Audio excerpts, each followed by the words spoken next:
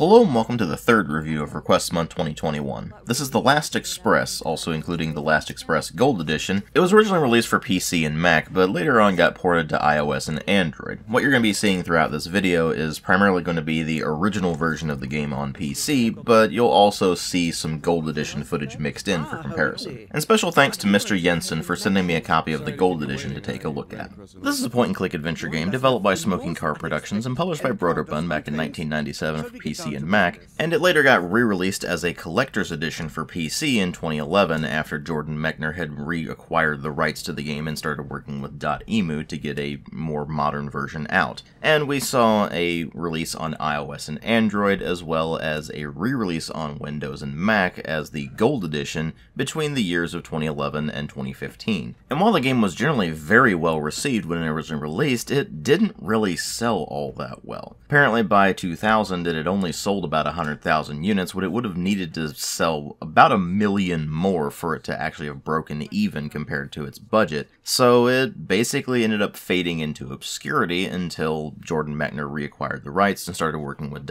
.emu to get the more modern version out. The thing is, even with the re-release, it's still a relatively obscure adventure game, even though it does regularly show up in top adventure games of all time lists. And that makes you wonder about what actually went wrong with The Last Express. Was it the fact that the game takes place in real time, where the story will just continue going on, and you can outright miss things if you don't actually show up at the appropriate times for them, which is something that you basically won't see in any other adventure game, at least none that I can think of? Or was it that the game's art style alienated people, or maybe the game just wasn't advertised all that well? Or maybe it was the fact that adventure games in general were on the decline and were headed towards being a niche genre? Really, that's a question we may not ever be able to answer. So let's just go ahead and start delving into the game and see what exactly we're dealing with here, how well it holds up, and whether you should go ahead and give this game a try and see if it is a hidden gem, or if it's something else entirely. And like always, we'll go ahead and start with the presentation, which is pretty interesting because it has a very distinct art style. The developers were going for a sort of Art Nouveau aesthetic, and in order to get that, they had live actors with very specific makeup to give the characters a bunch of hard lines and such, so that you would get that very distinct look when they rotoscoped everything. And while it's certainly not going to be everyone's cup of tea, it is still a very distinct art style, and it does set the game apart quite a bit. The thing is that the rotoscoping isn't necessarily all that great all the time. You'll notice numerous instances where the game is more or less a slideshow in terms of animations, but other instances where there's actual smooth animations. That is of course a very deliberate choice. The events in the game take place in real time, so you would expect a lot of the animations to be fairly smooth, but then there's certain moments where the animations have to be smooth for it to function from a gameplay perspective. But at the same time, when it transitions from basically slideshow to suddenly rather smooth animation, that ends up being so jarring it makes you wonder why they didn't just stick with smooth animation the entire time. Well, according to an interview with Jordan Mechner, the reason they mainly did it with still frames that have dissolves between them instead of full motion video the entire time is because of technical limitations of the era. In other words, they basically did what they could with what they had, and while it does work, unfortunately it does end up being fairly jarring when those transitions happen, regardless of whether you understand the context or not. Thing is, that art style only really applies to the characters themselves. The environments are all pre-rendered backgrounds, and they certainly look pretty good, all things considered. It's just that the game has a really nasty habit of constantly switching between pillar-boxed and letterboxed, and a combination thereof. And while you might think that the Gold Edition has that problem because they adapted it from iOS and Android, that's actually not the case. It is that way in the original DOS version as well. So if pillar boxing and letterboxing are something that annoy you, then that's definitely going to annoy you here. And guess what? I can't stand either pillar boxing or letterboxing. And while it certainly wasn't enough to tank the entire experience or anything, it did get annoying and it did affect immersion. Thing is, whether or not the letterboxing and pillarboxing annoys you is a highly subjective thing, so your mileage is definitely going to vary there. The thing is that overall, the visuals are pretty good for the era, and they hold up reasonably well all these years later, which is more than you can say for a lot of games of that era that used live actors in FMV sequences. There is, however, one aspect of the visuals that does not hold up all that well, and that is the interface. Now, the original version of the game has a very minimalist interface, which is not exactly intuitive, so when they decided to make the Gold Edition, they went about trying to make the interface more obvious,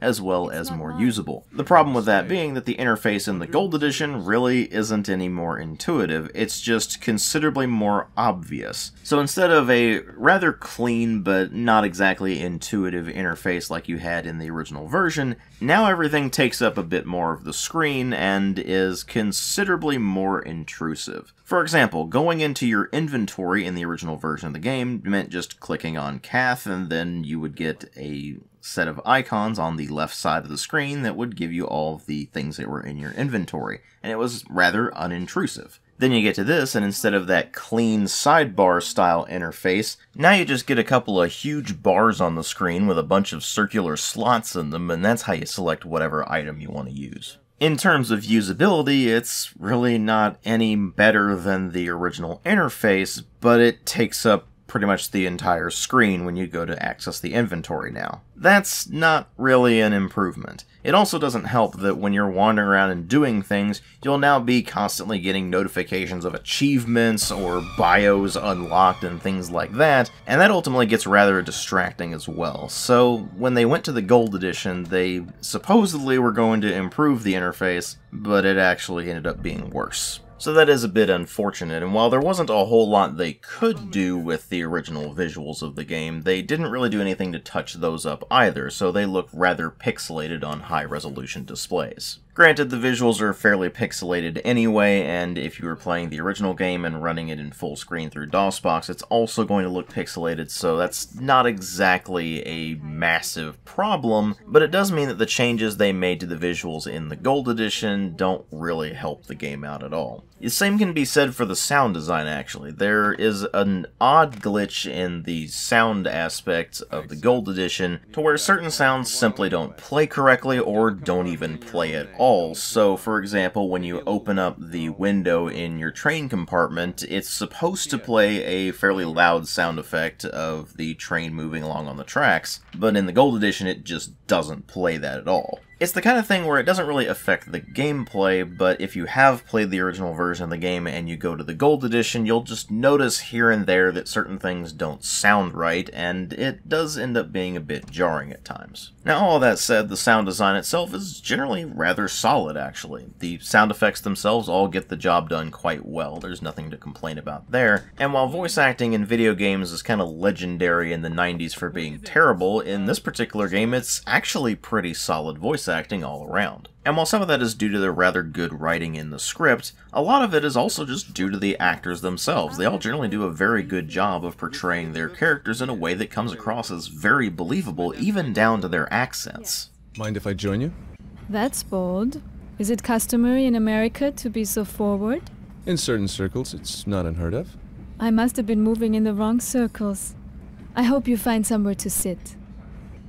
In fact, for its time, this sort of voice acting was rather ambitious because not only do you have a bunch of characters that need to be portrayed in a believable manner, but a lot of them are speaking languages other than English as well. There are a lot of cultures represented in the various characters that you'll encounter on the Orient Express, so you'll be dealing with a fair few languages that you may or may not be able to understand. And while the game does give you translated subtitles for a lot of that dialogue, it doesn't give you subtitles for everything, so you might actually just end up missing certain things unless you happen to speak whatever language they're speaking. It's all something that's pretty difficult to pull off these days with access to the internet and a wide variety of people speaking a wide variety of languages, but it was much more difficult to do that back in 1997, and they absolutely nailed it for the most part. And then on top of all of this, you have a soundtrack that is rather fitting for the era in a lot of ways. You're getting a lot of strings and that sort of thing, but you're also getting a soundtrack that is very fitting for a mystery story like The Last Express is. I wouldn't go so far as to say it's an amazing soundtrack or anything, but it is still very fitting for the game, and when it does use the soundtrack, it uses it quite effectively. So the sound design is quite well done overall, and when you combine it with the visuals, even though the game does certainly have some issues in that department, you end up with an overall presentation that still holds up pretty well for the most part.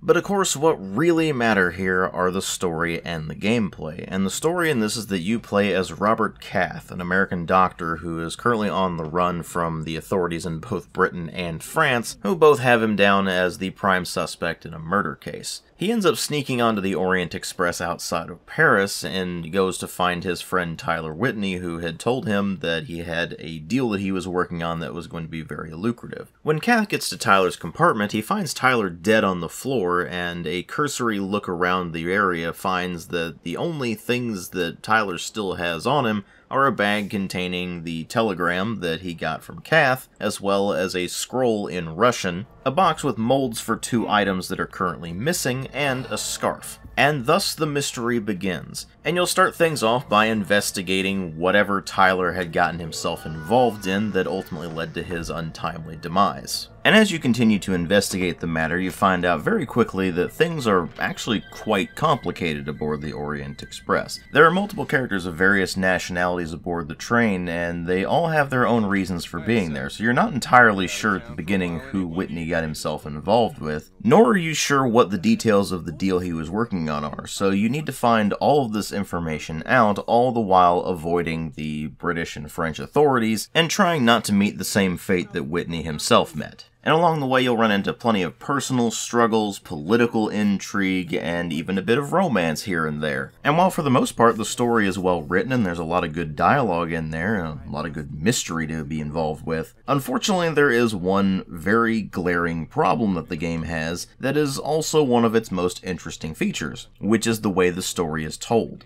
You see, this game takes place entirely in real time. Unlike in other adventure games where your actions move the game forward, in this particular game, time is always moving, so things are always happening whether you're involved with them or not. This means that in order to get certain information and accomplish certain goals, you'll need to be in the right places at the right times and perform the right actions to be able to move everything forward. Or sort of move everything forward, because again, everything just keeps going whether you're there or not. But based on what information you're able to find and what goals you're able to accomplish, you might just get one of the endings, or you might get the true ending, or you might just end up getting a bunch of game overs, because it turns out there's a whole lot of ways to fail in this game. And while on the one hand this real-time storytelling is definitely unique and really sets this game apart, on the other hand it actually makes the game pretty frustrating to play if you don't have a guide, because as I mentioned, there's many ways you can fail in this, and thus you'll end up having to restart things over and over and over again. And there's no save anywhere feature in this game, so you have to go back to whatever the last checkpoint was. This means that without a guide or a hint system of some sort, you're going to be constantly wandering around asking yourself, where do I go, what do I do, and never really having an answer for it until you just happen to get kinda lucky. And because you can frequently mess things up, you will frequently find yourself replaying certain segments of the game over and over and over again until eventually you manage to get the sequence of events right, or again, you happen to have a guide or a hint system.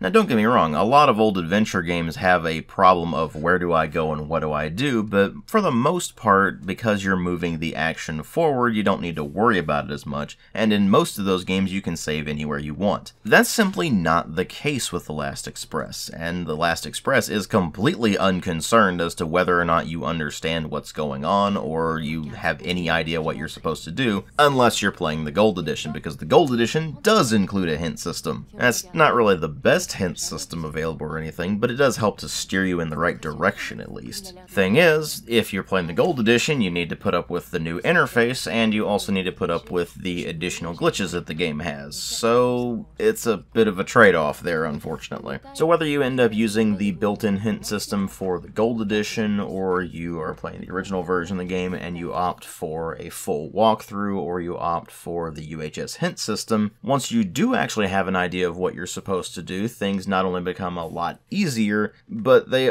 also become a lot more boring, because you realize very quickly that a whole lot of this game is just standing around waiting for things to happen. You see, in order to satisfactorily progress the plot, you might need to be in a very specific location at a very specific time, or you're just going to miss something that is critical to your understanding of the events that are about to unfold. Now obviously, since you can miss a lot of these things due to the real-time nature of the game, there are alternate ways you can achieve them, but a lot of this still just involves standing around waiting for certain events to occur so you can take a certain action, or it'll involve going to a location and just eavesdropping on a conversation or two. Even compared to other adventure games, which often get accused of not really having any gameplay in them, even though they certainly do with all the puzzle solving, here there actually isn't much in the way of gameplay. There are barely any puzzles in the game at all, and the puzzles that do exist in the game are actually pretty straightforward and really don't require all that much thought. Aside from the rather small number of puzzles that are in the game, there are also a couple of action sequences where you need to dodge attacks and then respond at the right time in order to be able to subdue your opponent, but that's just an early example of a QuickTime event before they had button prompts coming up on the screen, so it's just a matter of clicking at the appropriate time in the appropriate place to be able to either dodge or to respond to the attack by subduing the opponent or whatever. But those are really the only gameplay interactions you're actually going to have in The Last Express. Just those brief QuickTime events and those minimal levels of puzzles.